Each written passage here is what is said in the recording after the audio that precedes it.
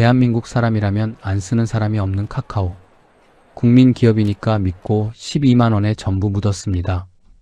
남들은 축제를 즐기며 주식으로 돈 벌었다고 자랑할 때 혼자 마이너스 1억이라는 숫자를 보며 숨죽여 울어본 적이 있으신가요? 아내에게는 차마 남은 돈이 얼마인지 숫자로 입에 담지도 못하고 안방문이 닫히는 적막함 속에서 밤새 어둠을 지켰습니다. 증권사 리포트 한 장을 붙잡고 제발 이번 한 번만 살려달라며 미련하게 기도를 올리고 있습니다. 대체 내 노후가 어디서부터 잘못된 것인지 1억 원을 날리고 나서야 뼈저리게 깨달은 은퇴자 투자의 잔인한 진실. 지금 시작합니다. 사연 시작하기 전에 구독과 좋아요, 알림 설정 부탁드립니다. 여러분의 작은 손길이 영상을 만드는데 큰 힘이 됩니다. 마지막 출근을 앞둔 날, 저는 사무실 창가에 홀로 한참을 서 있었습니다. 35년. 그 숫자가 머릿속에서 계속 맴돌았습니다. 28에 처음 이 회사 문을 두드렸을 때 저는 아직 군번줄 냄새가 채 가시지 않은 파릇파릇한 풋내기였습니다. 그 풋내기가 어느새 총무부장이 되었고 정신을 차려보니 63세 은퇴자가 되어 있더군요. 창밖으로 내려다 보이는 주차장엔 오늘도 직원들이 분주히 오가고 있었습니다. 저 사람들도 언젠가는 저처럼 이 창가에 서서 쓸쓸히 밖을 내다보겠지, 그런 생각이 드니 가슴 한쪽이 묘하게 저려왔습니다. 퇴직식은 소박했습니다. 회의실에 동료들이 모여 박수를 쳐줬고 후배들이 준비한 케이크에 촛불을 껐습니다. 총무부 막내가 꾸벅 인사를 하며 부장님 덕분에 정말 많이 배웠습니다. 한마디를 건넸는데 그 말에 눈물이 핑 돌 것 같아서 저는 괜스레 헛기침을 하며 시선을 돌렸습니다. 35년 직장 생활이 참 허무하면서도 한편으론 시원섭섭한 그런 날이었습니다. 35년 동안 저는 회사에서 늘 숫자를 다뤘습니다. 회사 자산관리, 예산 편성, 계약서 검토까지 저는 숫자 앞에서 단 한 번도 흔들린 적이 없었습니다. 후배들 사이에서도 윤 부장님한테 숫자 검토 맡기면 틀린 게 없다는 말이 돌 정도였으니까요. 그 철두철미함과 자부심이 제 직장 생활을 지탱해준 가장 큰 자산이었습니다. 그리고 솔직히 제 투자 생활에도 그 자신감이 그대로 이어졌습니다. 직장 다니는 동안 저는 소액이나마 주식을 꾸준히 해왔습니다. 남들처럼 대박을 노린 건 아닙니다. 삼성전자를 조금 사뒀다가 적당히 오르면 팔고 현대차가 빠질 때 조금 담았다가 배당 받으며 들고 있고 크게 벌진 못했지만 그렇다고 크게 잃은 적도 없었습니다.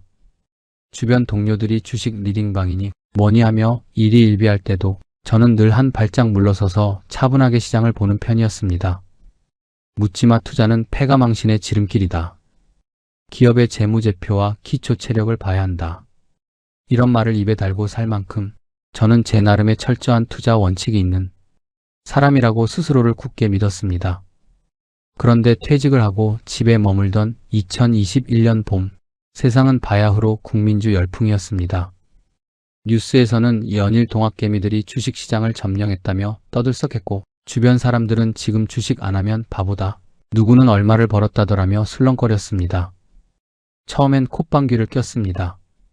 35년간 숫자를 다루며 차분하게 살았던 제 눈에 그 광풍은 그저 위험한 투기로 보였으니까요. 그런데 하루가 다르게 오르는 주식 차트를 보고 있자니 제 마음속에서도 무언가 꿈틀거리기 시작했습니다. 마침 제 통장에는 퇴직금이 들어와 있었습니다. 1억 8천만 원. 35년을 꼬박 일한 대가로 나라에서 그리고 회사에서 쥐어준 피 같은 돈이었습니다. 그 돈을 처음 모바일 뱅킹 화면에서 확인했을 때 저는 가슴이 벅차올라 한참 동안 화면에서 눈을 떼지 못했습니다. 여보, 이 돈으로 우리 남은 노후가 결정되는 거야. 속으로는 어깨가 무거웠지만 퇴직 후 불안해할 아내에게는 그냥 씩씩하게 웃으며 이제 우리도 남들처럼 좀 쉬어도 되겠다고 안심을 시켰습니다. 하지만 그 귀한 돈을 그냥 은행 예금에 넣어두기엔 당시 이자가 너무나 초라했습니다. 기준금리가 바닥을 치던 시절이라 1억 8천만 원을 1년 동안 예금에 묶어놔봤자 들어오는 이자는 세후로 고작 100만 원 남짓이었습니다. 한 달로 쪼개면 겨우 10만 원 조금 넘는 돈이더군요. 외식 한번 하고 나면 끝날 참 서글픈 숫자였습니다. 반면 내 눈앞에는 너도 나도 주식으로 돈을 벌었다는 소리가 매일같이 쏟아지고 있었습니다. 숫자를 믿는 사람, 시장의 원리를 아는 사람, 그리고 35년간 단 한 번도 숫자 앞에서 틀린 적 없던 내가 남들 다 축제를 즐기는 이 시기에 홀로 지루한 예금만 고집한다는 게 왠지 바보 같은 짓처럼 느껴졌습니다. 아내에게 조심스럽게 말을 꺼낸 건 어느 평범한 저녁 식사 자리였습니다. 여보, 나 이번에 그동안 쌓은 노하우로 좀 제대로 한번 해볼까 해. 아내는 국그릇에서 눈을 들어 저를 빤히 바라보았습니다. 주식 말하는 거야? 응, 지금 장이 너무 좋아. 다들 주식으로 돈 벌었다는 소리가 들려오는데 나만 가만히 있는 게 좀 바보 같다는 생각이 들더라고. 우리 마지막 노후 자금 이제는 좀 불려야 하지 않겠어? 아내는 잠시 수저를 내려놓고 고민하더니 조용히 하지만 무겁게 한마디를 던졌습니다. 당신 믿지만 절대 잃으면 안 돼. 그 돈은 우리 마지막 노후 자금이야. 잘 알아. 내 평생의 땀방울인데 잃을 생각으로 하겠어? 총무부장 35년 짬밥이 어디 안 가. 정말 신중하게 공부해서 들어갈 테니 걱정 마. 아내는 더 이상 말리지 않았습니다. 아마 35년간 제가 회사에서 돈 한 푼, 숫자 하나 실수 없이 살아온 것을 누구보다 잘 알고 믿었기 때문이겠지요.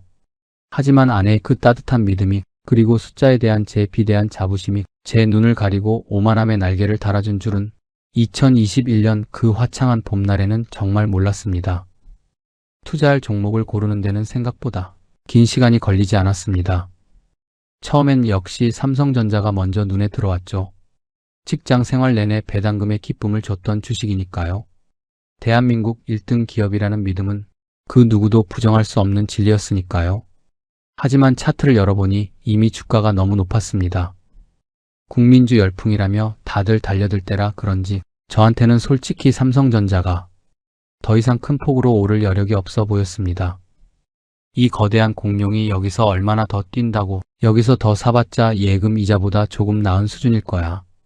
그렇게 생각하며 창을 닫으려던 찰나 제 손 안에 쥐어진 스마트폰 화면이 눈에 들어왔습니다.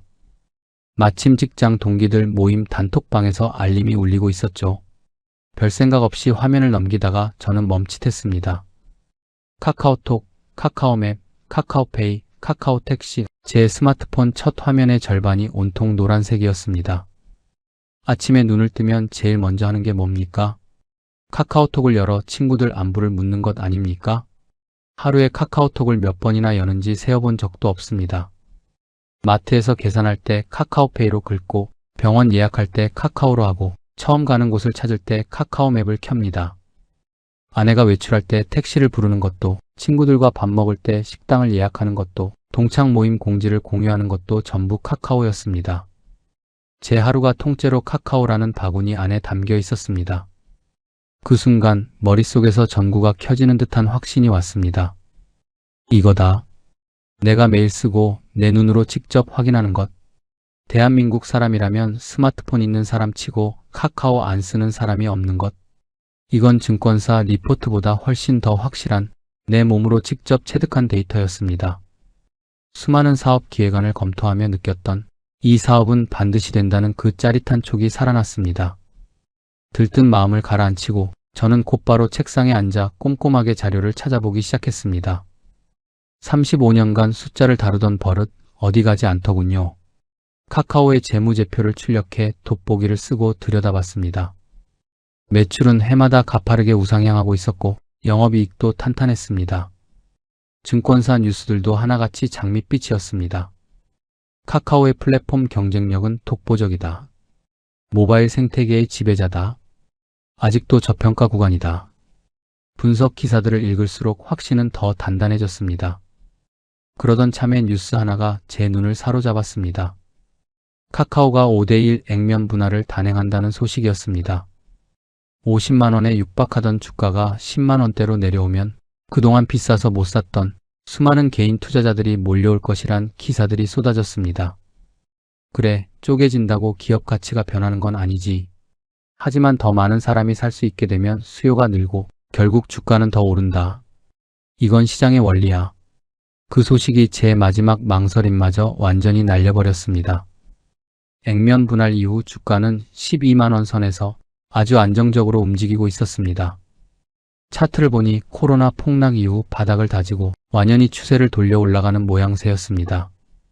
삼성전자는 이미 산 정상을 정복한 어른이라면 카카오는 이제 막 기지개를 켜고 산을 오르기 시작한 청년 같았습니다.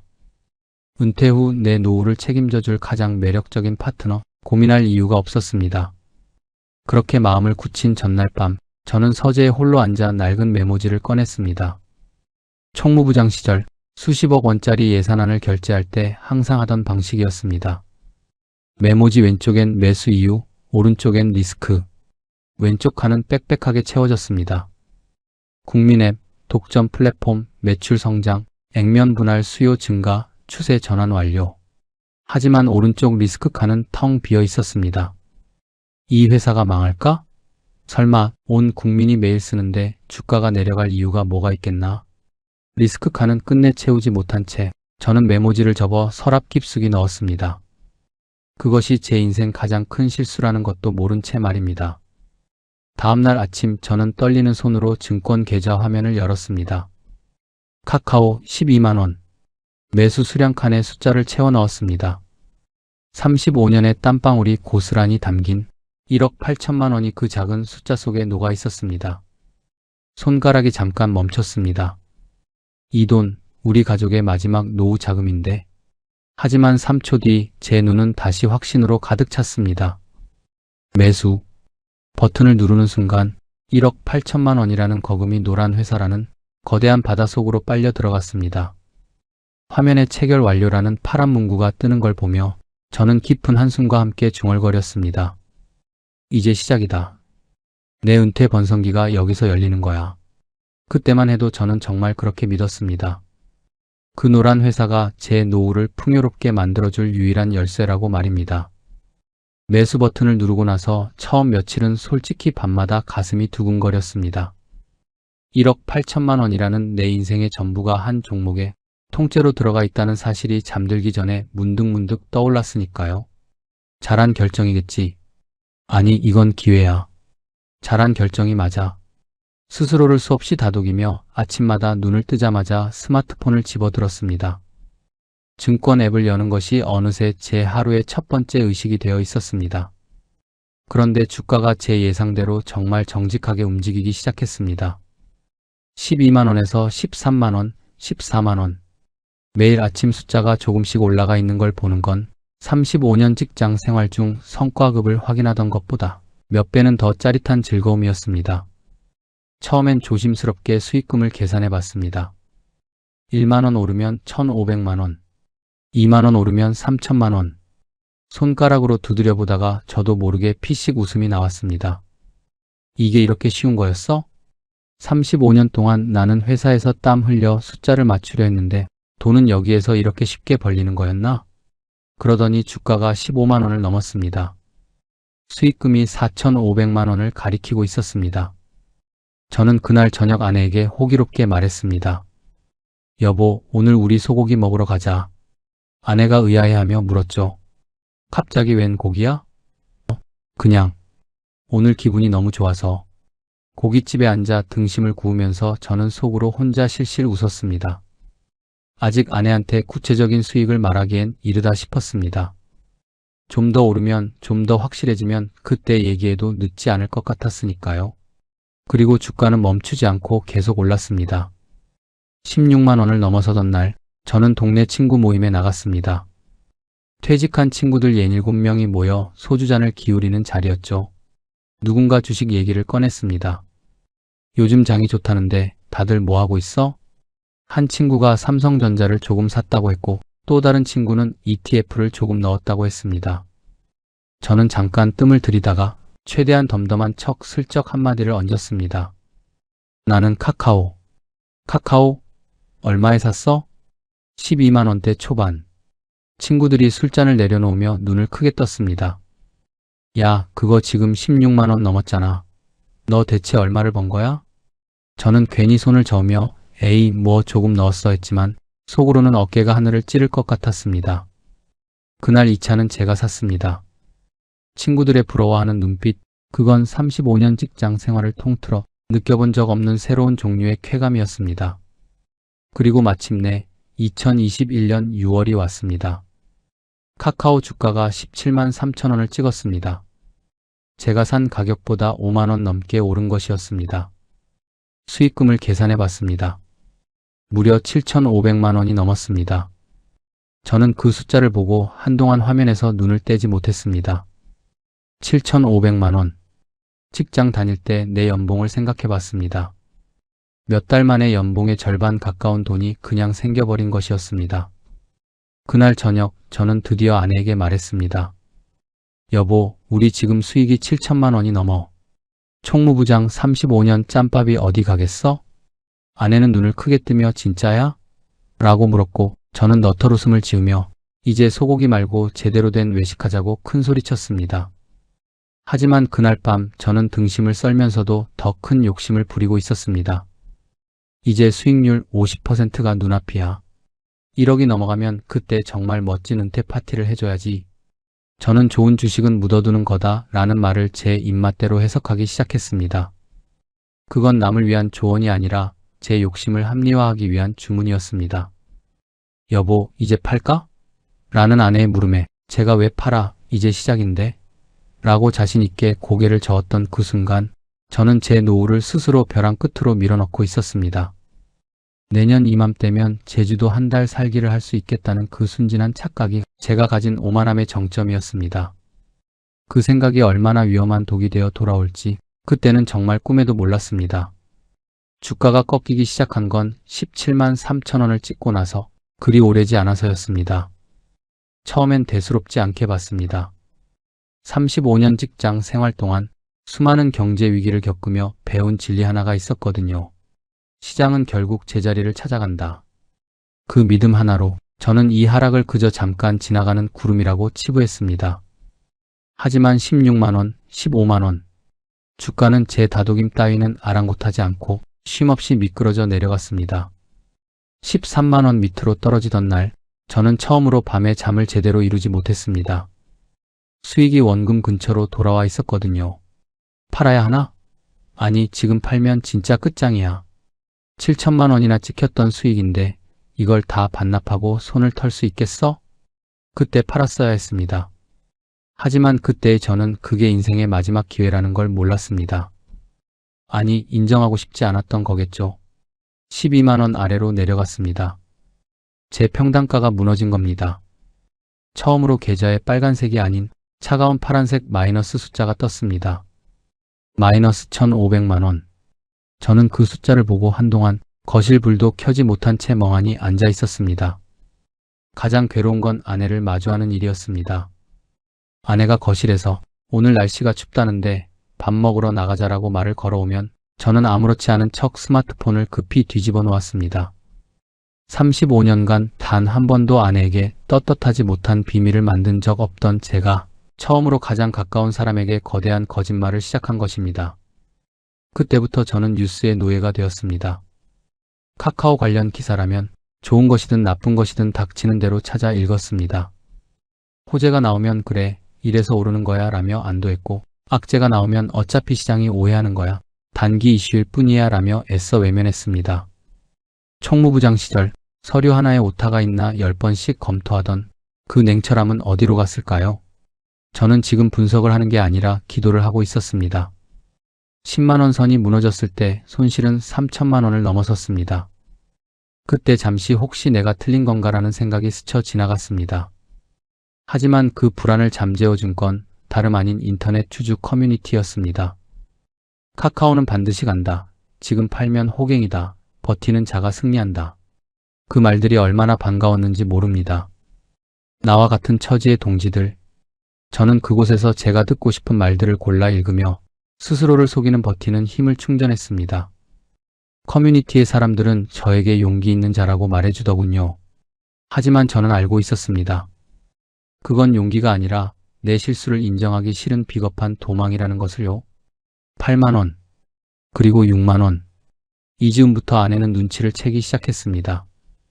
은행 통장 얘기만 나오면 화제를 돌리고 노후 계획 얘기가 나오면 나중에 하자며 미루는 제 모습을 아내가 모를 리 없었습니다.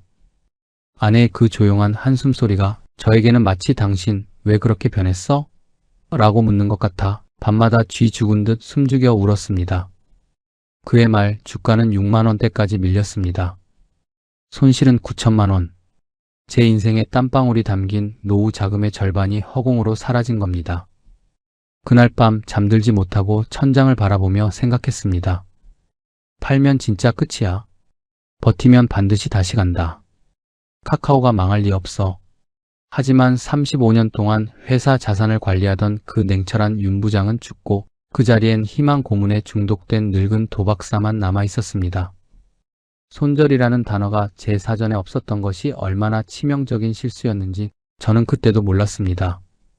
아니, 인정하면 내 지난 35년의 자부심이 모두 무너질 것 같아 그렇게 스스로를 벼랑 끝으로 밀어넣고 있었습니다.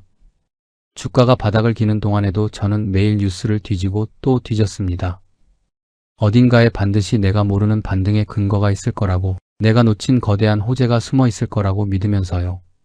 포털 검색창에 카카오 주가 전망을 치고 최신 순으로 정렬해서 읽는 것이 하루 일과 중 가장 큰 비중을 차지하게 됐습니다.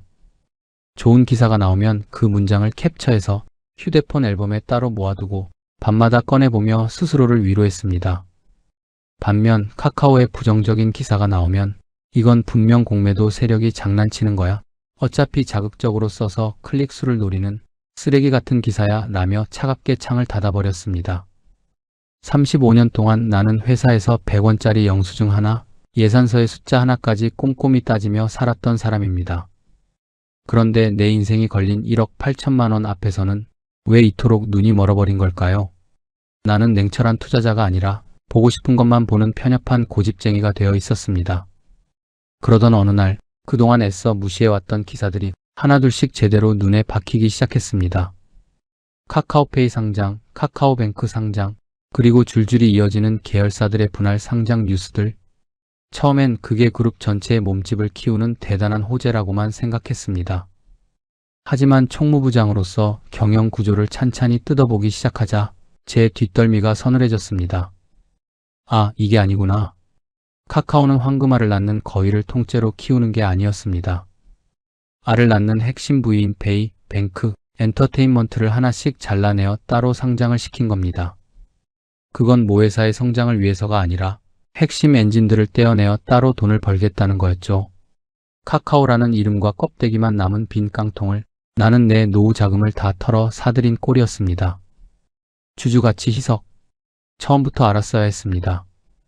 기사 댓글마다 달린 개인 투자자들의 피 섞인 절규, 모회사 주주는 그냥 봉이냐, 경영진 자기 배만 불리는 구조다라는 비판들을 나는 왜 그토록 철저히 외면했을까요? 설상가상으로 회사 안에서는 억대 성과급 잔치가 벌어졌다는 뉴스가 흘러나왔습니다. 주가가 반토막이 나고 개미 주주들이 피눈물을 흘리는 동안 그들은 그들만의 축제를 즐기고 있었습니다. 그날 밤 저는 처음으로 진짜 배신감을 느꼈습니다. 분노보다 더 차갑고 마음 밑바닥에서부터 차오르는 깊은 배신감. 나는 이 회사를 내 남은 인생을 지켜줄 가장 든든한 파트너라고 믿었습니다. 그런데 돌아온 건 주주를 거들떠보지도 않는 기업의 민낯, 그리고 내 통장에서 증발해버린 수천만 원의 잔해뿐이었습니다. 그 즈음 세상은 다시 움직이고 있었습니다. 동창 모임에 나갔는데 친구 하나가 미국 주식 테슬라로 몇 배를 벌었다며 신이 나 있었습니다. 또 다른 친구는 2차 전지 관련주로 단기에 큰 수익을 뽑았다고 자랑하더군요. 저는 웃으며 고개를 끄덕였지만 속으로는 심장이 타들어가고 있었습니다. 왜 하필 나만 이 꼴인가? 왜 내가 고른 종목만 나를 죽이는가? 박탈감은 분노보다 훨씬 더 독하게 가슴을 짓눌렀습니다. 팝상 앞에서 젓가락만 만지작거리다가 자리를 피하는 일이 잦아졌습니다. 35년 동안 총무부장으로 일하며 남들 앞에 당당했던 나는 이제 원금의 절반이 사라진 계좌를 남몰래 들여다보는 비겁한 은퇴자가 되어 있었습니다. 더 잔인한 건 그 모든 상황에서도 저는 끝내 팔지 못했다는 겁니다. 지금 팔면 내 실패가 영원히 확정되니까.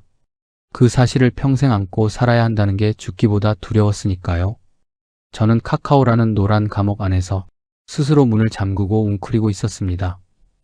밖에서 친구들의 축제 소리가 담장을 넘어올 때마다 저는 귀를 막고 이불을 뒤집어 썼습니다. 나는 지금 투자를 하고 있는 것인가? 아니면 세상과 스스로 멀어지며 내 노후를 유기하고 있는 것인가? 내 발로 걸어 들어가 스스로 빗장을 걸어 잠근 그 감옥 안에서 나는 언제 열릴지도 모르는 문만 하염없이 바라보며 하루하루를 버티고 있었습니다. 제 인생에서 가장 찬란해야 할 봄날이 그렇게 노란 감옥 안에서 시들어가고 있었습니다. 주말이 두려워지기 시작한 게 언제부터였는지 정확히 기억나지 않습니다. 퇴직하기 전까지는 주말이 오면 그렇게 좋을 수가 없었습니다. 모처럼 늦잠도 자고 아내와 동네 산책도 하고 아들들이 가끔 얼굴이라도 비추면 그것만으로도 한 주가 마무리되는 느낌이었으니까요. 그런데 이제는 달랐습니다. 주말 아침에 눈을 뜨면 제일 먼저 드는 생각이 오늘 혹시 애들 온다고 하지 않았나였습니다. 아들들이 온다는 게 반갑지 않은 게 아닙니다. 다만 그 반가움보다 더 큰 무언가가 먼저 가슴을 짓눌렀습니다. 오늘 또 주식 얘기가 나오면 어쩌지? 그해 가을이었습니다. 큰아들 내외가 오랜만에 집에 왔습니다.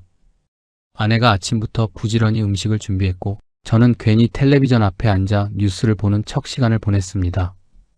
큰아들은 들어서자마자 아버지 살 좀 빠지셨어요? 하더군요.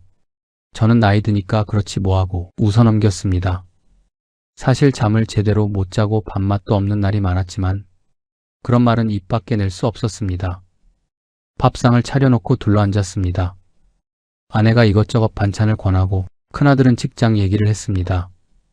승진 심사가 곧 있다는 얘기, 요즘 야근이 잦다는 얘기. 저는 고개를 끄덕이며 들었습니다.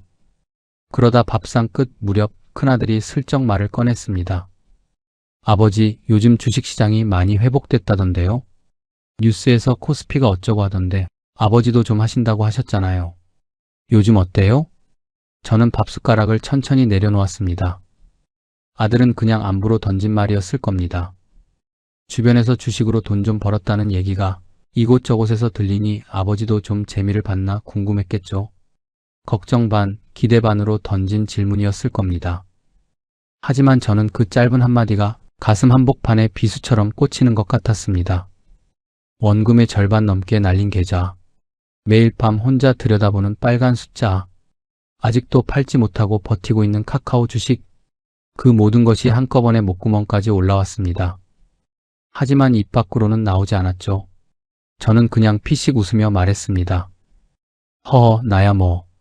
재미로 조금 하는 거지. 크게 하는 것도 아니고. 큰아들이 고개를 끄덕였습니다. 그래도 요즘 장이 좋다던데 잘 되셨으면 좋겠다며 다른 얘기로 넘어갔습니다. 저는 아무렇지 않은 척 다시 밥숟가락을 들었습니다. 목구멍으로 뜨거운 것이 넘어오는 걸 꾹 삼키면서요. 식사가 끝나고 큰아들 내외가 설거지를 거들겠다는 걸 말리고 거실에 앉아 차를 마시는데 이번엔 작은아들 얘기가 나왔습니다. 취업 준비를 하고 있는 작은아들이 요즘 좀 힘들어한다는 얘기를 아내가 꺼냈습니다. 걔가 요즘 자존감이 많이 떨어져 있는 것 같더라. 면접은 계속 보는데 잘 안 된다고. 큰아들도 걱정스러운 얼굴로 그러게요. 제가 며칠 전에 통화했는데 많이 지쳐 보이던데요 했습니다. 저는 차잔을 들고 있다가 조용히 내려놓았습니다. 작은아들, 퇴직하면서 속으로 다짐했던 게 있었습니다. 주식이 잘 되면 작은아들 취업할 때까지 용돈이라도 넉넉히 챙겨줘야지. 혹시 늦게까지 고생하면 목돈 하나 쥐어줄 수 있을 만큼은 만들어야지. 그 다짐이 지금 어떻게 됐습니까? 아들한테 보태주기는커녕 제 코가 석 자인 신세가 되어 있었습니다. 그 생각이 들자 가슴 어딘가가 쿵 내려앉는 것 같았습니다. 아들이 돌아간 뒤 저녁 설거지를 마친 아내가 주방 불을 끄고 거실로 나왔습니다. 소파에 나란히 앉아 한동안 말이 없었습니다. 텔레비전을 켜놓긴 했는데 무슨 프로그램이 나오는지 눈에 들어오지 않았습니다. 한참 뒤에 아내가 조용히 말했습니다. 여보, 응, 주식 지금 어때? 저는 잠시 말이 없었습니다. 아내의 목소리에는 다그침도 없었고 화도 없었습니다.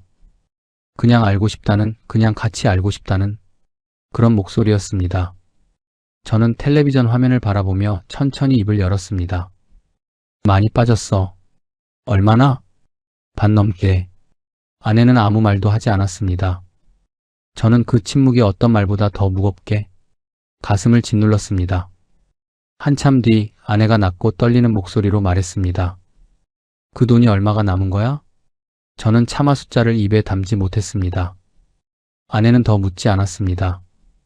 그냥 자리에서 일어나 안방으로 들어가 버렸습니다. 문이 닫히는 소리가 그날따라 유독 크게 들렸습니다. 저는 혼자 거실에 남아 꺼진 텔레비전 화면을 바라봤습니다. 자정이 넘도록 안방 불이 꺼지지 않았습니다. 아내가 잠을 이루지 못하고 있다는 걸 저는 알고 있었습니다. 화를 내줬으면 차라리 나았을 겁니다. 그러게 내가 뭐라고 했어. 소리라도 질러줬으면 저도 맞받아치며 감정을 풀었을 텐데.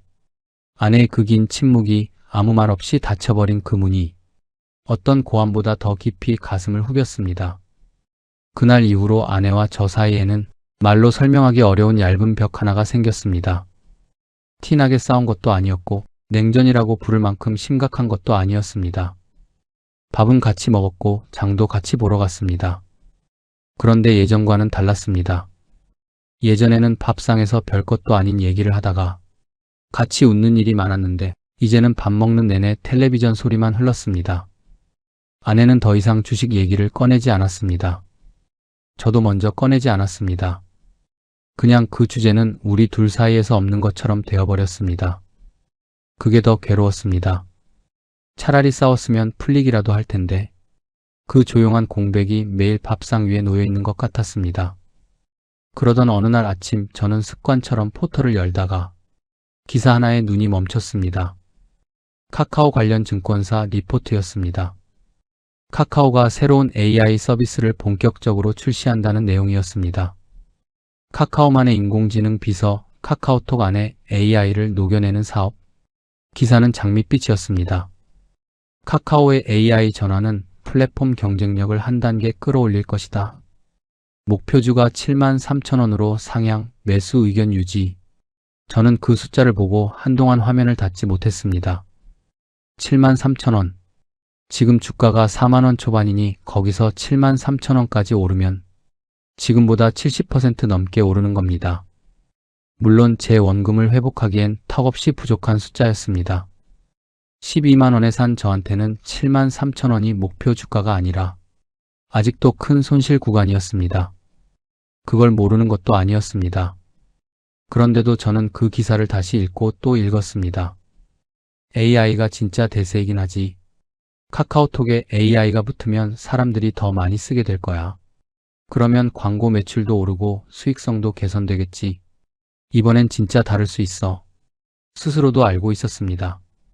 이건 분석이 아니라 희망이라는 것을, 아니, 희망이라기보다 희망에 기대는 것 말고는 달리 선택지가 없다는 현실의 반영이라는 것을 솔직히 말씀드리면 저는 이미 팔 수 있는 용기가 없는 사람이 되어 있었습니다. 4만원 초반에 팔면 1억 원이 넘는 손실이 확정됩니다. 그 돈을 들고 다른 종목으로 갈아탈 배짱도 없었습니다. 나이가 60 중반인데 다시 공부해서 다른 주식을 고른다고요. 그러다 또 잃으면 어떡합니까? 남은 돈마저 날리면 그때는 진짜 끝이었습니다. 그러니 저한테 남은 선택지는 하나뿐이었습니다. 이 자리에서 버티며 카카오가 올라오기를 기다리는 것. 주주 커뮤니티를 들어가 봤습니다. 저와 같은 처지의 사람들이 여전히 글을 올리고 있었습니다. AI 기대감으로 반등 시작되나? 목표주가 7만원 리포트 나왔다. 이번엔 진짜 분위기 달라. 버텨온 사람들 이제 보상받을 때 됐다. 그 글들을 읽으면서 저는 또 한 번 듣고 싶은 말을 골라 읽고 있는 자신을 발견했습니다. 학습이 안 되는 겁니까? 아니면 그렇게라도 하지 않으면 버틸 수가 없는 겁니까? 아마 둘 다였을 겁니다. 밤에 잠자리에 누워 가만히 계산을 해봤습니다. 그나마 다행인 건 아내도 연금이 조금 나온다는 겁니다. 제 국민연금에 아내 연금을 보태면 생활비는 겨우 맞출 수 있었습니다. 당장 굶을 걱정은 없었지만 괴로웠습니다. 내가 2배로 불려주겠다던 그 돈은 반토막이나 있는데 아내가 수십 년간 조용히 부어온 그 돈이 지금 우리 밥줄이 되어 있었습니다. 아내는 그 얘기를 한 번도 꺼낸 적이 없었습니다. 그 침묵이 어떤 말보다 더 무겁게 가슴을 짓눌렀습니다. 천장을 바라보다가 다시 스마트폰을 꺼내 그 증권사 리포트를 열었습니다. 목표주가 73,000원. 이번엔 진짜겠지. AI는 다르잖아. 카카오톡에 AI가 붙으면 진짜 달라지는 거잖아. 저는 알고 있었습니다. 이 기대가 또 희망 고문이 될 수도 있다는 걸. 2021년에도 저는 이 회사를 믿었습니다. 12만 원이 바닥이라고 믿었고 국민기업이 망할 리 없다고 믿었고 묻어두면 시간이 해결해 준다고 믿었습니다. 그 믿음의 결과가 지금 이 계좌였습니다. 그런데도 저는 또 믿고 싶었습니다.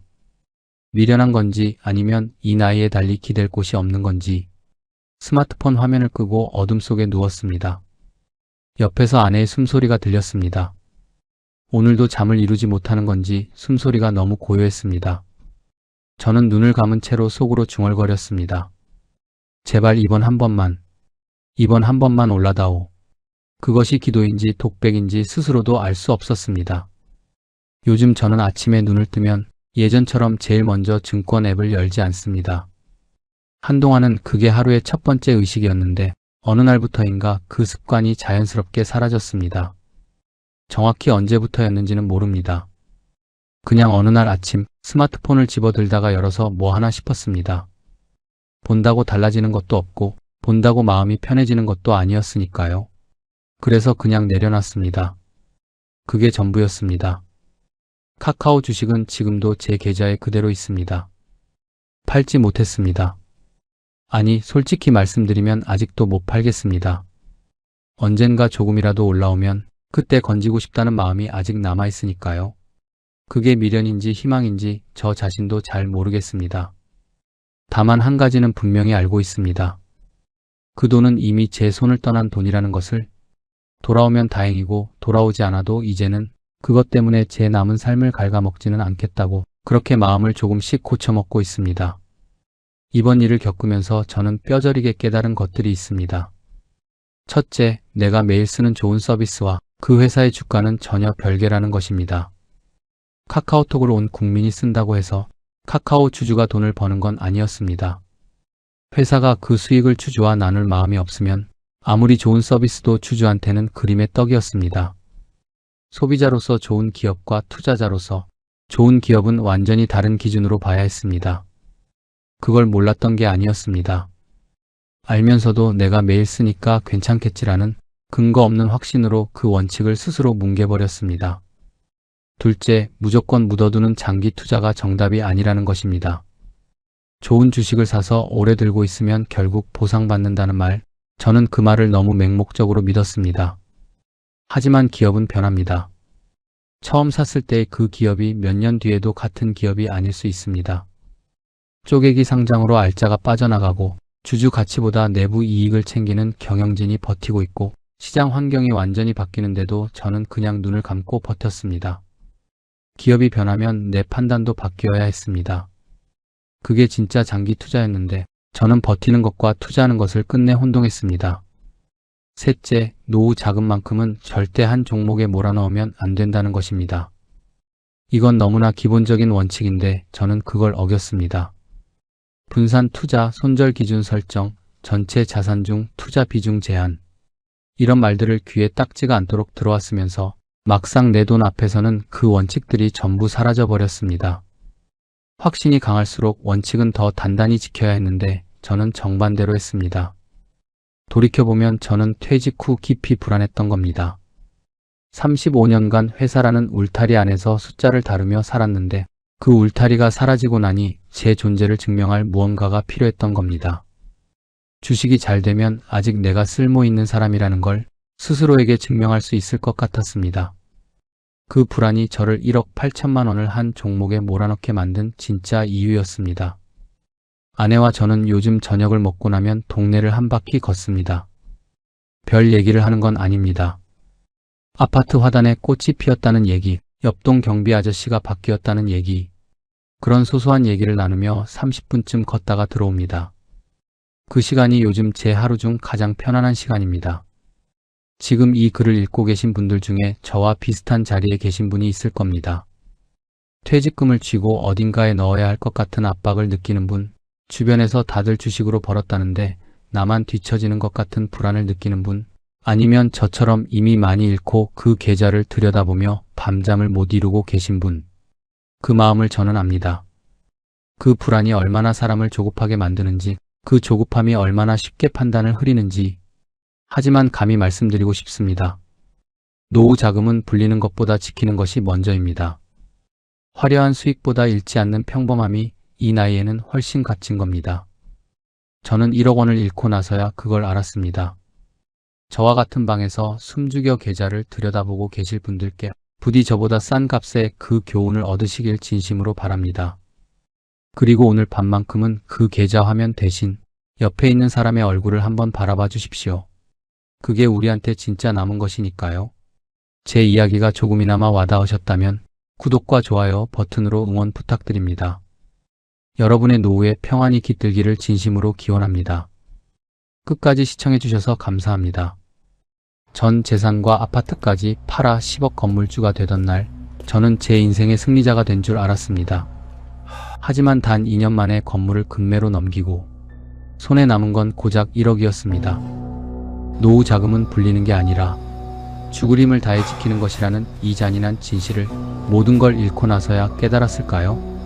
역전세라는 지옥은 예고 없이 찾아왔고 정신을 차렸을 땐 실패자라는 낙인뿐이었습니다. 5평짜리 원룸 좁은 방에서 아내의 굽은 등을 보며 피눈물로 써내려간 기록, 제 처절한 실패담이 여러분의 노후를 지키는 마지막 방패가 되길 바랍니다. 65세 가장의 처절한 고백 지금 시작합니다. 사연 시작하기 전에 구독과 좋아요, 알림 설정 부탁드립니다. 여러분의 작은 손길이 영상을 만드는데 큰 힘이 됩니다. 저는 인천 사람입니다. 태어난 것도 자란 곳도 인천, 그리고 평생을 살아온 것도 인천이었어요. 32에 처음 식당 문을 열었습니다. 없는 돈을 끌어모아 장사 한번 해보겠다고 일용직 일을 하며 악착같이 돈을 모았어요. 공사판에서 일용직 일을 하던 시절이었어요. 하루 종일 몸을 쓰고 나서 단골로 들르던 허름한 분식집이 있었습니다. 거기서 아내를 처음 만났어요. 주인 아주머니 조카 딸이었는데 방학 때마다 와서 일을 돕는다고 했습니다. 말을 걸 용기가 없어서 며칠을 그냥 눈으로만 봤어요. 그러다 어느 날 퇴근길에 비가 쏟아졌는데 가게 앞에서 아내가 우산도 없이 비를 피하고 있었습니다. 제가 쓰던 낡은 우산을 건넸어요. 아내가 웃으면서 받았는데 그 웃음이 그냥 마음에 박혔습니다. 그렇게 시작됐어요. 식당 문을 열 때 아내도 함께였습니다. 신혼이었는데 신혼여행도 제대로 못 갔어요. 가게 보증금 마련하느라 돈이 없었으니까요. 아내는 그게 괜찮다고 했습니다. 나중에 가면 되지 라고요. 새벽 4시면 두 사람이 같이 일어났습니다. 아내는 반찬을 준비했고 저는 국물을 올렸어요. 손님이 밀리는 점심시간엔 아내가 홀을 띄웠고 저는 주방에서 국자를 놓지 않았습니다. 저녁 장사가 끝나고 나면 두 사람이 나란히 앉아 그날 매출을 정리했어요. 힘들다는 말을 아내한테 들어본 적이 없습니다. 한 번은 제가 먼저 물어봤어요. 힘들지 않냐고. 아내가 웃으면서 말했습니다. 우리 둘이 하는 거잖아요. 뭐가 힘들어요. 그 말이 30년을 넘게 버티게 해줬습니다. 식당은 제 것이 아니었어요. 처음부터 우리 둘이 함께 만든 거였습니다. 주방 한켠에 쪼그려 앉아 연탄불 피워가며 국물 끓이던 그 시절이 지금도 손에 잡힐 듯 생생합니다. 처음엔 테이블 4개짜리 허름한 가게였어요. 메뉴라고 해봤자 순댓국에 수육 한 접시가 전부였지만 저는 그게 부끄럽지 않았습니다. 제 손으로 정성껏 끓인 국물이었으니까요. 그렇게 시작한 식당이 30해를 넘겼습니다. 테이블은 12개로 늘었고 점심시간이면 줄이 바깥까지 나왔어요. 단골 손님들은 조 사장 국물은 딴 데서 못 먹는다고 했습니다. 그 말 한마디가 저한테는 커다란 보상이었어요. 아들 재호 장가도 이 식당 덕분에 보냈습니다. 남들한테 뒤처진다는 소리 한 번 안 들었습니다. 저는 그게 자랑스러웠어요. 가진 게 많아서가 아니라 제 두 손으로 다 해냈다는 게 자랑스러웠습니다. 그런데 2019년 겨울부터 뭔가 이상했어요. 손님이 줄기 시작했습니다. 그런데 봄이 와도 여름이 와도 식당은 예전 같지 않았습니다. 뉴스에서는 연일 바이러스 얘기를 했어요. 처음엔 남의 나라 일인 줄 알았습니다. 그게 우리 골목까지 들어올 줄은 몰랐어요. 2020년 봄, 코로나라는 이름이 일상이 됐습니다. 거리두기가 시작됐어요. 영업시간 제한이 걸렸습니다. 테이블 사이에 칸막이를 세워야 했고 손님들은 마스크를 쓴 채 밥을 먹었어요. 예전처럼 웃고 떠드는 소리가 사라졌습니다. 식당이 조용해졌어요. 조용한 식당만큼 무서운 게 없습니다. 매달 나가는 건 똑같았어요. 월세, 식재료비, 공과금, 직원 인건비, 심지어 물가는 오히려 올라서 재료값이 부쩍 뛰었습니다. 들어오는 건 줄었는데 나가는 건 그대로니 통장이 버텨줄 리가 없었어요. 그래도 버텼습니다. 코로나가 얼마나 가겠어. 곧 끝나겠지. 저는 그렇게 생각했습니다. 아니, 그렇게 믿고 싶었던 거겠죠. 예금에서 월세를 내고 식재료 값을 냈습니다. 직원들 월급도 밀리지 않으려고 애를 썼어요. 처음에는 그래도 괜찮다고 생각했습니다. 모아둔 돈이 있으니까 이 정도는 버틸 수 있다고요. 그런데 코로나는 끝날 생각이 없었어요. 2020년이 가고 2021년이 왔습니다. 봄이 와도 달라지는 건 없었어요. 통장 잔고가 조금씩 무섭게 줄었습니다. 어느 날 통장을 들여다보는데 손이 떨렸어요. 숫자가 눈에 들어오지 않았습니다. 아니, 보는 게 무서웠어요. 3억이 있었습니다. 그게 2억이 됐어요. 소리도 없이 연기처럼 사라진 1억이었습니다. 그 돈이 어디 갔냐고요? 월세도 냈고 식재료 값도 냈고 직원들 인건비도 줬어요. 제 32년 인생의 결과가 그냥 신기루처럼 사라진 거나 다름없었습니다. 그 즈음부터였어요. 몸이 신호를 보내기 시작한 게 허리와 무릎이 아팠습니다. 하루 12시간씩 식당에 서 있으니 당연한 일이었는지도 몰라요. 그런데 예전엔 아파도 자고 나면 괜찮았는데 이제는 자고 나도 그대로였어요. 아침에 일어나면 허리가 굳어 있었고 계단 한층 오르는 것도 숨이 찼습니다. 병원에 갔더니 의사가 말했어요. 허리는 일단 물리치료부터 해보시고요. 무릎은 연골이 많이 닳아서 상태 보면서 수술까지도 생각하셔야 할 것 같습니다. 당분간은 무리하시면 안 됩니다. 웃었습니다. 쉰다는 게 뭔지 모르는 사람한테 무리하면 안 된다고 하면 어떡하냐고 속으로만 웃었어요. 그러면서도 알았습니다. 내 몸이 더 이상 이 속도를 버텨주지 않는다는 걸. 2021년 봄, 저는 결국 결단을 내렸습니다. 권리금을 받고 싶었어요. 32년을 키운 가게인데 그 시간에 대한 값은 받아야 한다고 생각했습니다. 그런데 코로나 때라 가게를 넘겨받겠다는 사람이 없었어요. 권리금은커녕 그냥 나가야 하는 상황이었습니다. 마지막 날 저는 주방을 한번 둘러봤습니다. 32년 동안 제 손이 닿지 않은 자리가 없었어요. 국자 하나, 도마 하나, 벽에 걸린 낡은 메뉴판 하나까지. 여기서 아들 대학 등록금을 벌었고 여기서 아들 결혼식 비용을 마련했어요. 앞치마를 벗었습니다. 오래 입어서 색이 바랜 앞치마였어요. 그걸 개어서 카운터 위에 올려두고 나오는데 발이 잘 안 떨어졌습니다. 그날 저녁 집에 와서 아내 앞에 앉았어요. 아무 말도 안 했습니다. 아내도 아무 말 안 했어요. 두 사람 다 알고 있었으니까요. 매달 들어오던 현금이 끊겼습니다. 저는 그때 처음 알았어요. 제가 얼마나 오랫동안 이 식당 하나에 기대어 살아왔는지를요. 식당이 있는 동안은 제가 가장이라는 게 당연했는데 식당이 없어지고 나니 제가 뭔지를 모르겠더라고요. 그때 제 나이 62세였습니다. 다시 시작하기엔 늦은 나이고 그냥 앉아있기엔 너무 이른 나이였어요. 그 봄이 그렇게 지나갔습니다. 식당을 닫고 나서 한동안은 그냥 집에 있었습니다. 아침에 눈을 뜨면 갈 곳이 없었어요. 32년 동안 새벽같이 일어나 국물 끓이러 나가던 사람이 갑자기 할 일이 없어진 겁니다. 처음 며칠은 그냥 쉬는 거라고 생각했어요. 오래 못 쉬었으니 좀 쉬어도 된다고요. 그런데 한 주가 지나고 두 주가 지나도 그 공허함은 채워지지 않았습니다. 아내는 내색을 안 했어요.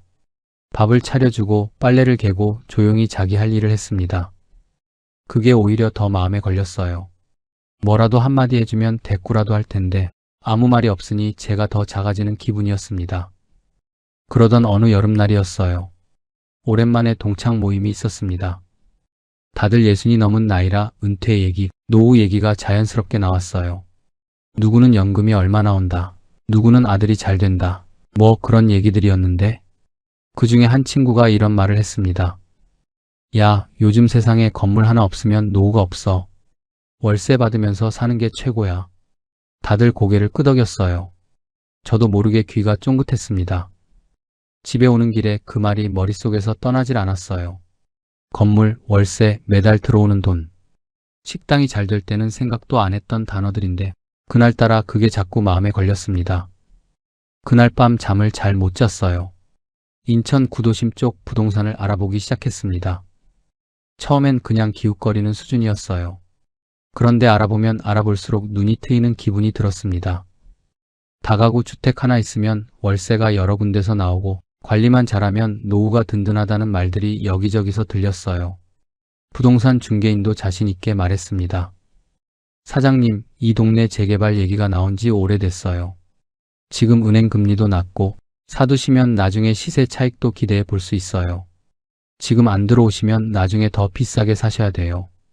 듣고 싶은 말을 들으면 판단이 흐려지는 법이에요. 저도 그랬습니다. 살고 있던 아파트는 30년 된 구축이었어요. 현재 시세로 4억이었습니다. 우리 아파트도 한창 때는 4억 8천까지도 간다고 하더니 집값이 떨어져 있었어요.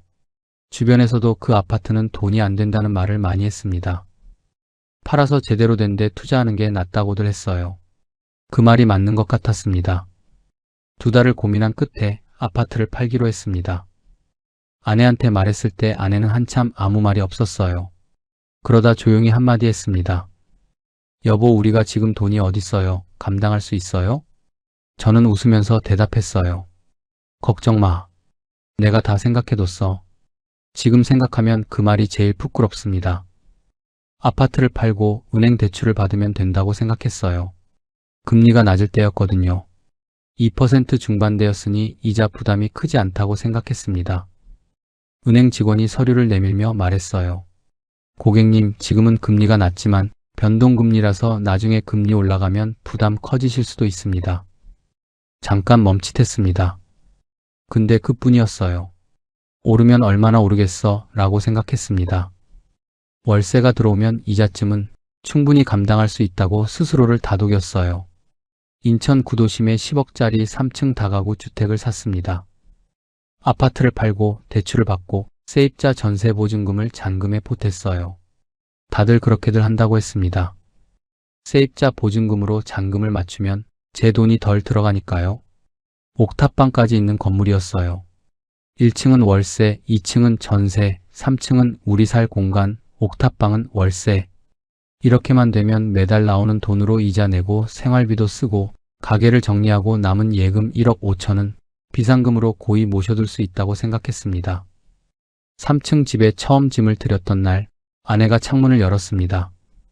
골목이 내려다 보였어요. 낡은 건물들 사이로 저녁 햇살이 비치고 있었습니다. 저는 아내 옆에 서서 말했어요. 여보, 이제 고생 끝났어. 여기서 나오는 월세로 우리 편하게 살자고. 아내는 말없이 고개를 끄덕였습니다. 그때 저는 정말로 믿었어요. 내가 마지막으로 제대로 된 결정을 했다고. 32년 식당을 운영한 사람이 건물 하나 못 관리하겠냐고 그런 자신감이 있었습니다. 예금 1억 5천이 있었어요. 들어올 월세도 있었고요. 이만하면 든든한 노후라고 생각했습니다. 그게 제 착각의 시작이었다는 걸 그때는 꿈에도 몰랐습니다. 3층 창문으로 보이는 골목이 제법 정겨웠습니다. 아침에 일어나면 아래층 세입자들이 출근하는 소리가 들렸어요. 1층 월세 세입자는 젊은 부부였는데 아침마다 현관문 닫히는 소리가 규칙적으로 들렸습니다. 옥탑방에는 혼자 사는 청년이 들어왔어요. 조용하고 깔끔한 친구였습니다. 월세가 들어왔습니다. 처음으로 통장에 월세가 찍히던 날 저는 그 숫자를 한참 들여다봤어요. 내가 아무것도 안 했는데 돈이 들어온 거잖아요. 식당 할 때는 새벽부터 일어나 국물 끓이고 손님을 받아야 그 돈이 생겼는데 이제는 그냥 가만히 있어도 들어오는 거였습니다. 역시 내 생각이 맞았어. 속으로 몇 번이나 그 말을 되뇌었어요. 아들 재호한테서 연락이 왔습니다. 목소리가 밝았어요. 새 집은 어떠냐고 안부를 물었더니 손주 녀석이 할아버지 집 옥상 올라가 보고 싶다고 한다며 웃었어요. 전화를 끊고 나서 괜히 기분이 좋았습니다. 이렇게 사는 것도 나쁘지 않구나 싶었어요. 괜히 콧등이 찡했습니다. 이래서 자식 키우는 거구나 싶었습니다. 며칠 뒤 아들 재호가 며느리와 손주를 데리고 놀러 왔습니다. 손주 손을 안고 옥상에 올라갔어요. 골목이 한눈에 내려다 보였습니다. 아래층에서는 아내와 며느리가 밥상을 차리고 있었습니다. 오랜만에 식구들이 모인 저녁이었어요. 며느리가 음식이 맛있다며 연신 칭찬을 했고 아들은 밥을 2그릇이나 먹었습니다. 아내 얼굴에 오랜만에 환한 웃음이 번졌어요. 밥을 다 먹고 나서 아들이 말했습니다. 아버지 잘하셨어요. 그 말 한마디에 가슴이 꽉 찼습니다. 32년 식당을 하면서도 아들한테 그런 말을 들어본 적이 없었거든요. 그날 밤 아들 내외가 돌아가고 나서 아내와 둘이 3층 창가에 앉았습니다. 골목 가로등이 하나둘 켜지고 있었어요. 좋아요? 아내가 조용히 말했습니다. 응, 좋아, 잘 선택한 것 같아. 저는 짧게 말하고 고개를 끄덕였어요. 그게 우리한테 가장 행복했던 날이었습니다. 동네 부동산 아저씨를 만나면 재개발 얘기도 들렸어요. 이 구역 재개발 논의가 본격화되고 있다더라고요. 사장님 잘 사신 거예요. 그 말을 들을 때마다 어깨가 으쓱했습니다. 건물주라는 게 이런 거구나 싶었어요. 가만히 있어도 땅값이 오르고 월세가 들어오고 32년 운영한 식당보다 이게 훨씬 잘한 선택이다 생각 들었습니다. 그렇게 가을이 깊어갔어요. 그런데 겨울이 오면서부터였습니다. 어느 날 아래층 세입자한테서 연락이 왔어요. 천장에서 물이 샌다고 했습니다. 가서 보니 위층 배관이 문제였어요. 오래된 건물이라 배관이 낡았던 거였습니다. 처음엔 간단한 문제면 제가 직접 해보려 했어요. 식당 할 때도 자잘한 수리는 다 직접 했으니까요. 근데 안 되겠더라고요. 결국 전문 누수 업체를 불렀습니다. 수리비가 500만 원이 나왔어요. 처음엔 괜찮다고 생각했습니다. 비상금이 있으니까요. 이 정도는 감당할 수 있다고요. 그런데 그게 시작이었습니다. 겨울이 깊어지자 옥탑방 청년한테서 연락이 왔어요. 보일러가 말을 안 듣는다고 했습니다. 가서 보니 보일러가 너무 낡았어요. 수리를 하기엔 부품도 없는 오래된 기종이었습니다. 교체를 해야 했어요. 업자가 견적을 내밀었어요. 순간 눈앞이 아찔했습니다. 그래도 어쩌겠어요. 세입자가 추운 겨울을 보일러도 없이 살 수는 없는 노릇이었습니다. 그리고 시간이 흘러 여름 옥상 방수도 문제가 생겼어요. 장마가 내리고 나서 3층 천장 귀퉁이에 얼룩이 생기기 시작했습니다. 방수 처리를 다시 해야 한다고 했어요. 오래된 건물이라 어쩔 수 없다고 했습니다. 직접 하면 되지 하던 말이 쏙 들어갔어요. 전문가가 아니니 부를 수밖에 없었고 부를 때마다 수백만 원씩 나갔습니다. 한 번은 괜찮았어요. 두 번도 참을 만했습니다. 그런데 그게 한 번으로 끝나지 않았어요. 고칠 곳이 한두 군데가 아니었습니다. 낡은 건물이라는 게 이런 거였어요. 한 군데를 고치면 또 다른 데가 나왔습니다. 마치 오래된 사람 몸처럼 이 관절 고치면 저 관절이 아픈 것처럼요. 예금 통장을 들여다보는 횟수가 늘었습니다. 1억 5천이었던 숫자가 어느새 8천이 되어 있었어요. 소리도 없이 반이 사라진 거였습니다. 수리비에 세금에 생활비에 다 제자리에 쓴 돈인데 결과는 그냥 증발한 것과 다르지 않았어요. 그 즈음 아들한테서 연락이 왔습니다. 목소리가 조심스러웠어요. 전세 계약 만기가 다 됐는데 손주가 크니까 방이 하나 더 필요하다고 했습니다.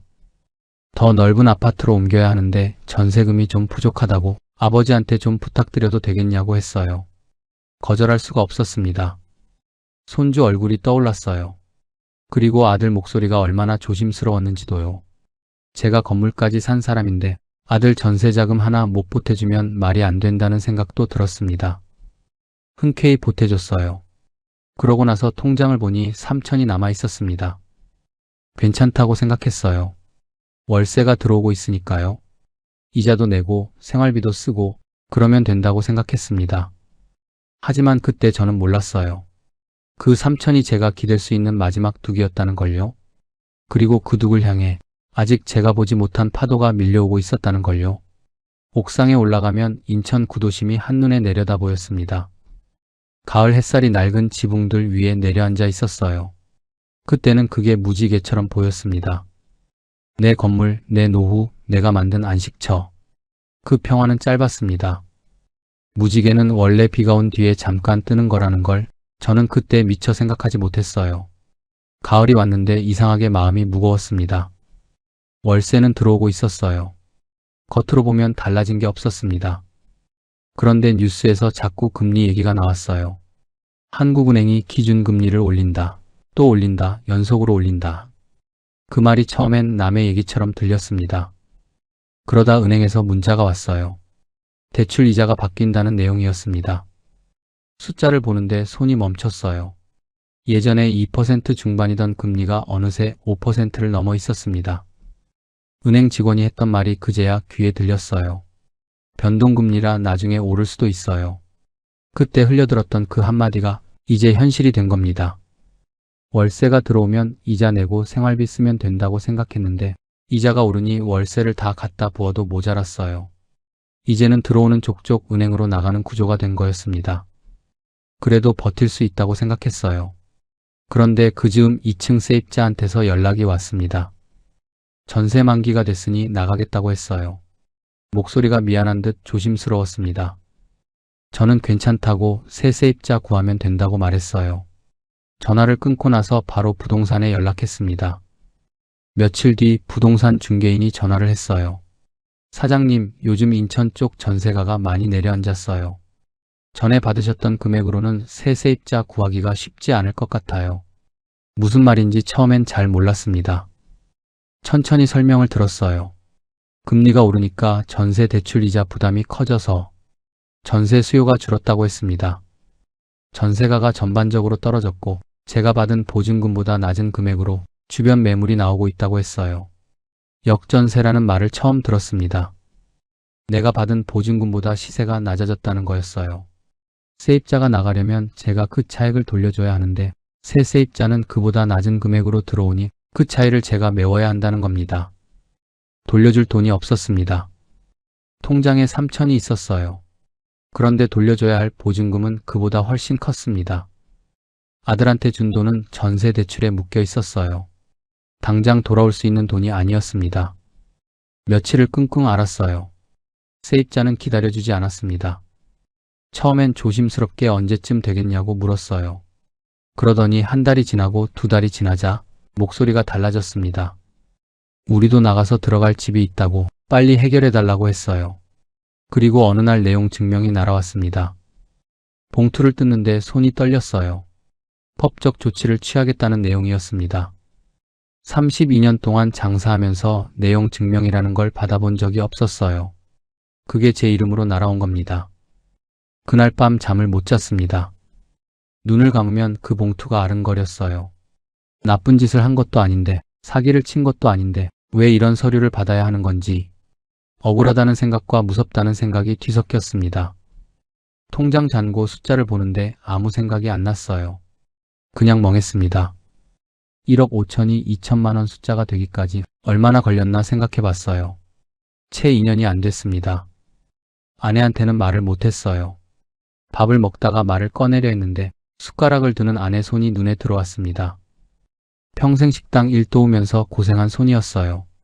그 손을 보는데 입이 안 떨어졌습니다. 오늘 날씨 풀렸네. 제가 한 말은 그게 전부였어요. 아내는 그냥 고개를 끄덕였습니다.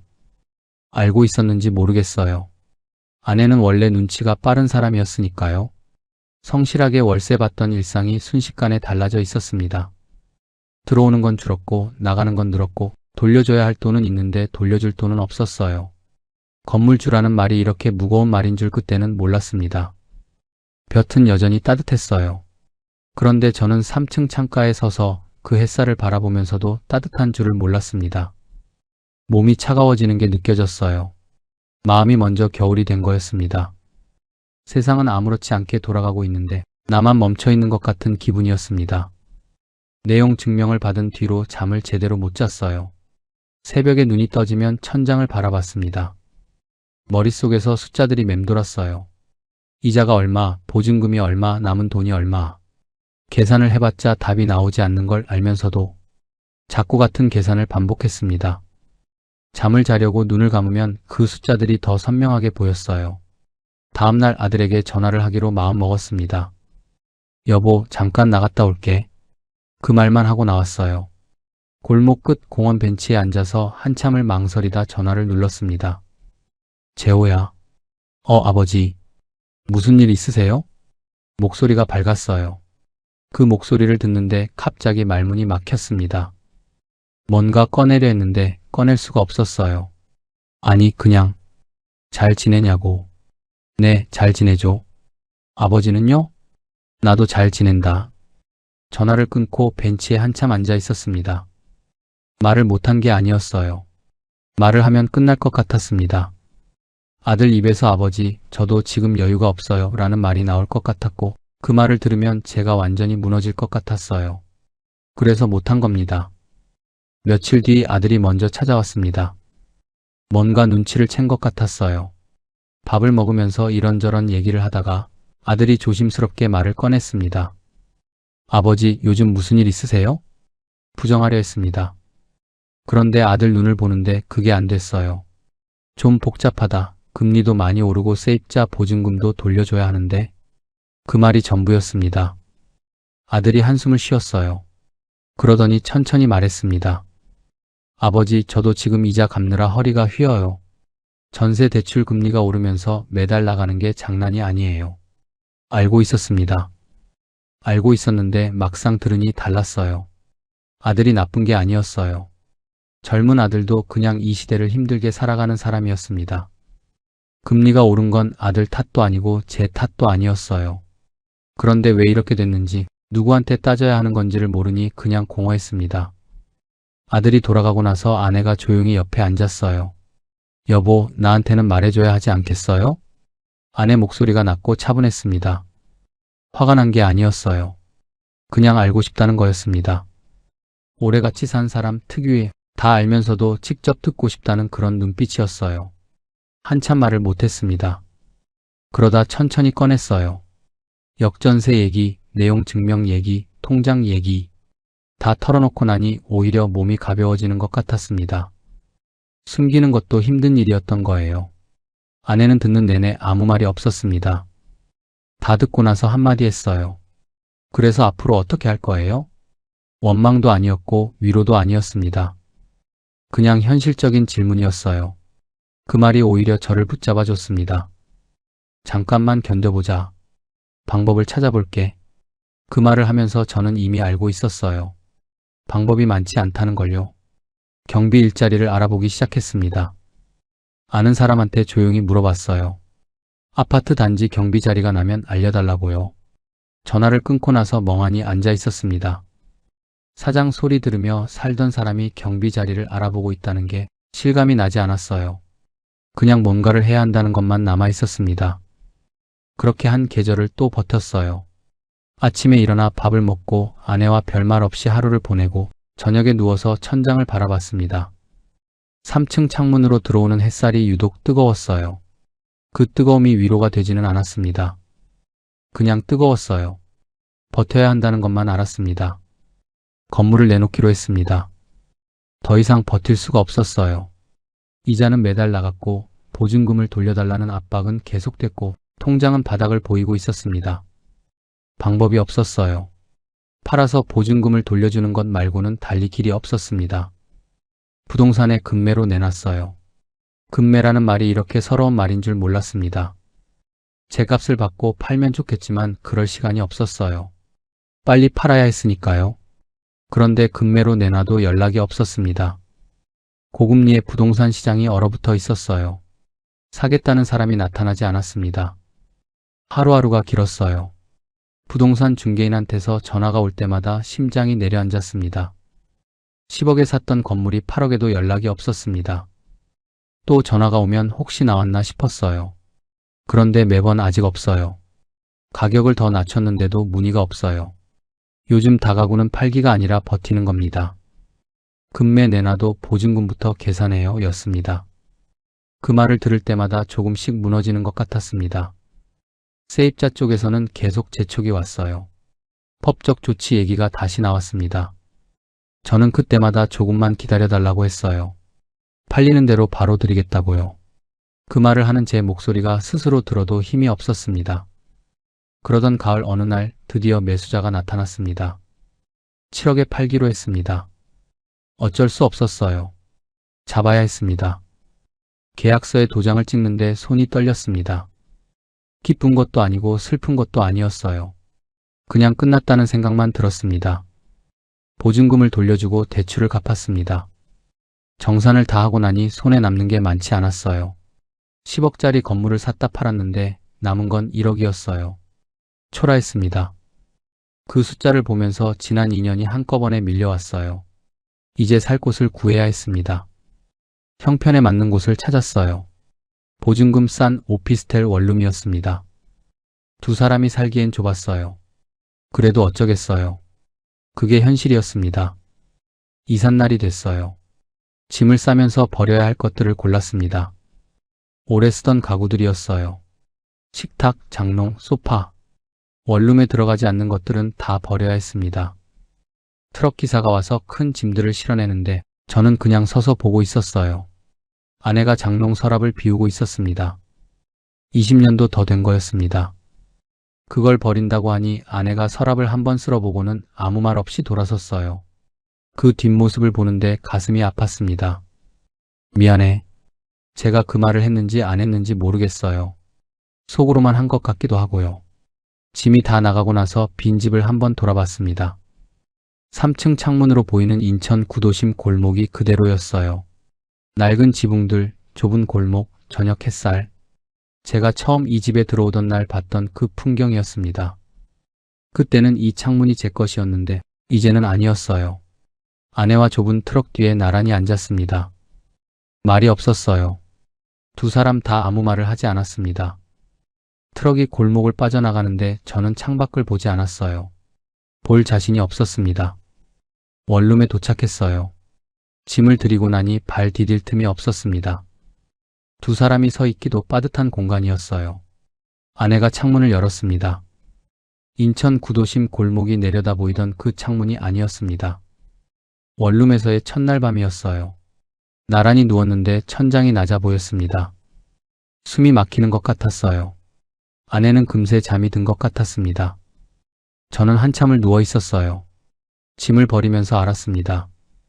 제가 그 집을 지키려 했던 게, 그 건물을 지키려 했던 게 사실은 집이나 건물이 아니었다는 걸요. 체면이었습니다. 건물주라는 소리, 사장님이라는 소리, 그걸 지키고 싶었던 거였어요. 그런데 그게 다 사라지고 나니 이상하게도 조금 가벼웠습니다. 짐이 줄었으니까요. 들고 다니던 것들이 사라졌으니까요. 그게 위로가 됐는지는 모르겠어요. 그냥 그날 밤은 그렇게 지나갔습니다. 경비 일자리가 났다는 연락이 왔습니다. 아는 사람이 넌지시 알려줬어요. 인근 아파트 단지였습니다. 면접을 보러 가는 날 아침, 옷을 고르다가 한참 멈췄어요. 뭘 입어야 할지 몰랐습니다. 식당 할 때는 앞치마가 유니폼이었고 건물주 할 때는 그냥 편한 옷이면 됐는데 면접이라는 게 얼마만인지 기억도 안 났어요. 단정하게 차려입고 나갔습니다. 면접은 짧았어요. 나이, 건강상태, 전에 뭘 했는지. 32년 식당 운영했다고 하니 담당자가 고개를 끄덕였습니다. 성실한 분이시겠네요. 라는 말 한마디에 괜히 코끝이 찡했어요. 며칠 뒤 연락이 왔습니다. 출근하라고요. 첫 출근날 경비복을 받았어요. 입어보니 생각보다 잘 맞았습니다. 거울을 보는데 낯설었어요. 같은 사람인데 다른 사람 같았어요. 그런데 이상했습니다. 오히려 오랜만에 뭔가를 하러 나간다는 게 그게 이상하게 마음을 단단하게 해줬어요. 초소에 앉아 처음으로 근무를 시작했습니다. 차량이 들어오면 확인하고 주민들이 지나가면 인사를 했어요. 단순한 일이었습니다. 식당 할 때처럼 정신없이 바쁜 것도 아니었어요. 그냥 묵묵히 자리를 지키는 일이었습니다. 처음 며칠은 몸이 힘들었어요. 서 있는 시간이 길었고 겨울바람이 매서웠습니다. 초소 안에 작은 난로가 있었지만 문을 자주 열어야 하니 소용이 없었어요. 퇴근하고 나면 발이 꽁꽁 얼어 있었습니다. 그래도 이상하게 견딜만 했어요. 내 몸을 써서 번 돈이었으니까요. 통장에 월급이 찍히는 날 숫자가 크지 않았지만 오래 들여다봤습니다. 이 돈은 온전히 제 것이었어요. 아무한테도 빚진 돈이 아니었고 누군가한테 돌려줘야 할 돈도 아니었습니다. 그냥 순수하게 제가 번 돈이었어요. 그게 오랜만이었습니다. 아내는 식당에 일자리를 구했습니다. 새벽에 같이 일어났습니다. 아내는 앞치마를 두르고 저는 경비복을 입었어요. 말이 없었지만 어색하지 않았습니다. 오랫동안 새벽을 같이 산 사람들만이 나눌 수 있는 그런 고요함이었어요. 버스 정류장까지 같이 걸었습니다. 아내가 먼저 버스를 탔어요. 버스가 멀어지는 걸 보다가 저도 반대편 버스를 탔습니다. 창밖으로 인천 거리가 지나갔어요. 이 거리에서 65년을 살았구나 싶었습니다. 어느 날 새벽이었어요. 근무를 시작하기 전 초소창으로 동이 트는 걸 봤습니다. 새벽 하늘이 유독 맑았어요. 붉은 기운이 건물 사이로 번지는 게 보였습니다. 그걸 보는데 오랜만에 마음이 조용해졌어요. 잘 나가던 시절이 있었습니다. 사장님 소리 들으며 살던 때가 있었어요. 그때는 그게 당연한 줄 알았습니다. 그런데 지금 이 경비복을 입고 새벽을 맞이하는 것도 그게 부끄러운 일이 아니었어요. 먹고 살 수 있었습니다. 아내와 둘이 버틸 수 있었어요. 몸은 고됐지만 오히려 마음은 오랜만에 단단해지는 것 같았습니다. 빚 걱정 없이 누군가 눈치 안 보고 그냥 내 할 일을 하고 월급을 받는 것. 그게 이렇게 감사한 일인 줄 몰랐어요. 생각해보니 식당 할 때도 그랬습니다. 처음 테이블 4개짜리 가게를 열었을 때 저는 그냥 열심히 했어요. 건물주가 되겠다는 생각도 뭔가 있어 보이겠다는 생각도 없었습니다. 그냥 제 손으로 끓인 국물로 손님을 먹이는 게 좋았어요. 그 마음을 언제부터 잃어버렸는지 모르겠습니다. 동창 모임에서 누군가 건물 얘기를 꺼냈을 때 제가 왜 그렇게 귀가 솔깃했는지 지금 생각해보면 그때 제가 원했던 건 건물이 아니었어요. 인정이었습니다. 저도 아직 뭔가 있다는 소리를 듣고 싶었던 거였어요. 그 마음이 저를 여기까지 데려온 겁니다. 겨울 새벽 초소창으로 들어오는 햇살이 경비복 위에 내려앉았습니다. 따뜻했어요. 오랜만에 느끼는 따뜻함이었습니다. 봄이 왔습니다. 어느 날 아침 출근길에 보니 길가 나무에 작은 새싹이 돋아 있었어요. 겨울 내내 앙상하던 가지였는데 그 사이 봄이 와 있었습니다. 세상은 그렇게 아무렇지 않게 다시 시작되고 있었어요. 그날 퇴근하고 원룸에 들어오니 아내가 먼저 와 있었습니다. 좁은 식탁에 저녁이 차려져 있었어요. 반찬이 많지 않았습니다. 그래도 따뜻했어요. 아내가 밥을 퍼주면서 아무 말도 하지 않았습니다. 저도 아무 말 없이 앉았어요. 밥을 먹다가 휴대폰이 울렸습니다. 아들 재호였어요. 문자였습니다. 짧은 문자였어요. 아버지 죄송해요. 그리고 감사해요. 그게 전부였습니다.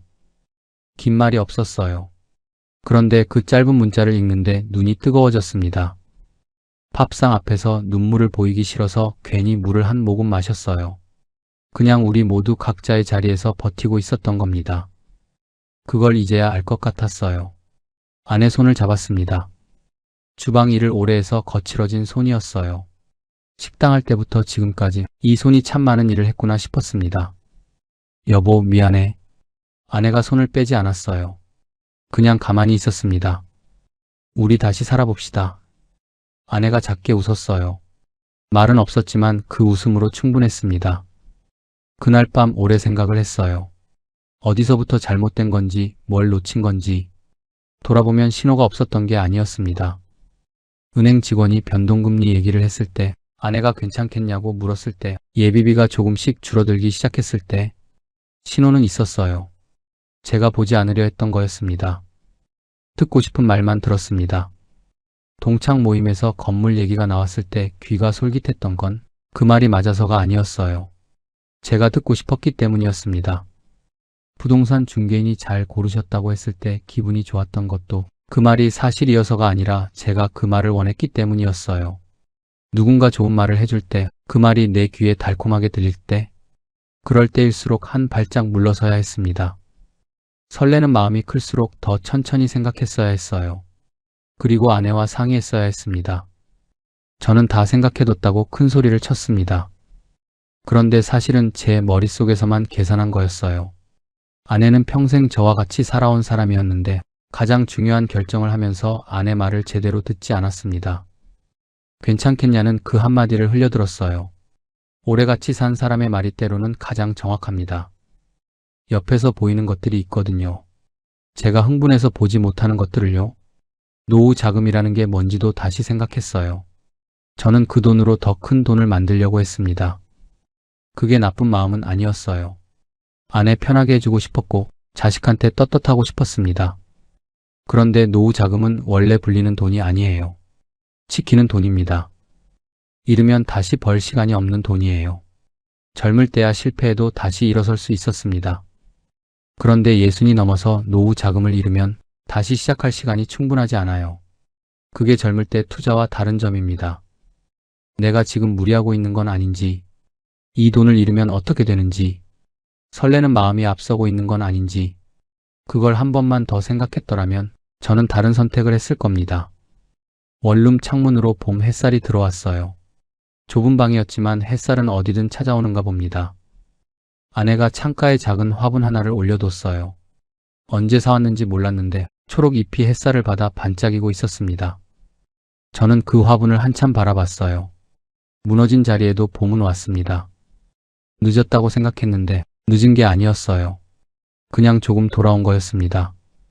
다른 모습으로 조금 더 낮아진 자리에서요. 그게 우리 봄이었습니다. 은퇴 후의 시간은 생각보다 길고 그만큼 선택 하나하나가 무겁게 다가옵니다. 오늘 하루를 버텨내고 계신 모든 분들께 이 이야기를 전합니다. 이야기가 조금이나마 와닿으셨다면 구독과 좋아요 버튼으로 응원 부탁드립니다. 여러분의 노후에 평안이 깃들기를 진심으로 기원합니다. 끝까지 시청해주셔서 감사합니다.